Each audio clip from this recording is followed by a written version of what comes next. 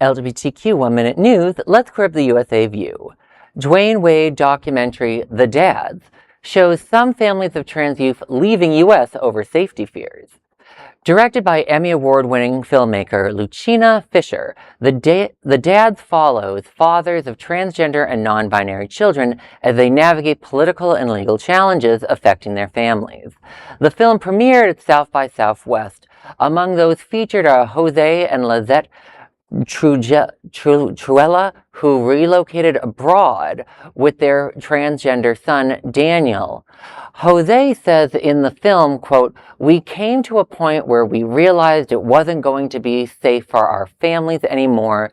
It wasn't going to be safe for Daniel anymore." The documentary also follows Texas father Ed Diaz, who sought a path to Canadian citizenship for his daughter, Charli, after the state's ban on gender-affirming care for minors, which took effect. Producer Stephen Chukumba said the filmmakers continued documenting events to create, quote, "There was a historical record of this time. The people couldn't go back and be like, oh, that never happened. It did happen, and we knew it happened because we filmed the whole thing as it was happening." You know, it's a powerful story. I do want to always remind people, you know, what we're experiencing in this country right now is really unprecedented with the number of people fleeing. For work, I do like economic stuff, and I remember that foreign-born people were leaving this country in such large numbers in 2025 that the U.S. workforce shrank for a little while. We've never seen that. And then U.S. citizens are fleeing this country in record that we've never seen. The number of people trying to end their U.S. citizenship is shockingly high number. It used to be like 100 a year. People, it's like in the tens of thousands right now. We are seeing an epidemic, a crisis of this country is literally becoming an authoritarian dictatorship. Not to mention, actually, piggybacking on your point, is the brain drain. I mean, with science funding being cut, with healthcare being cut, we're literally seeing other countries, Norway, France, Canada, Australia, are literally luring the best and the brightest from this country and leave because they might keep the citizenship, but they don't want to live here. And especially with no science grants, no medical, no research grants. I mean, what are they going to do? You get a PhD and get nothing.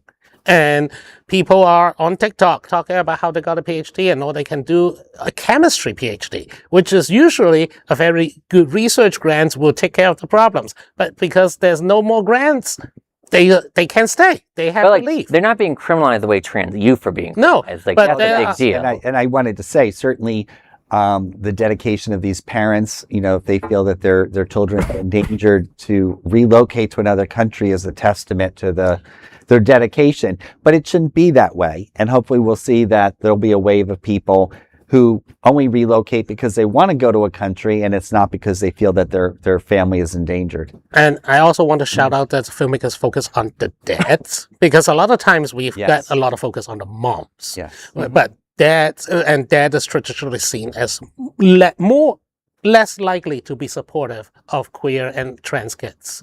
That's the stereotype the media usually portray. That's the manliness thing, the machismo thing. So I'm very happy that the filmmaker focus on dads, guys, real men who actually support their kids instead of saying that the right thing to do is ostracize them. We hear you. And, you know, it's a very thought-provoking and emotional story, and that is an LGBTQ 1 Minute news story. There is no other queer nonprofit media platform like this in the entire world. Support our LGBTQ stories by sharing them and subscribing to Queer News Tonight.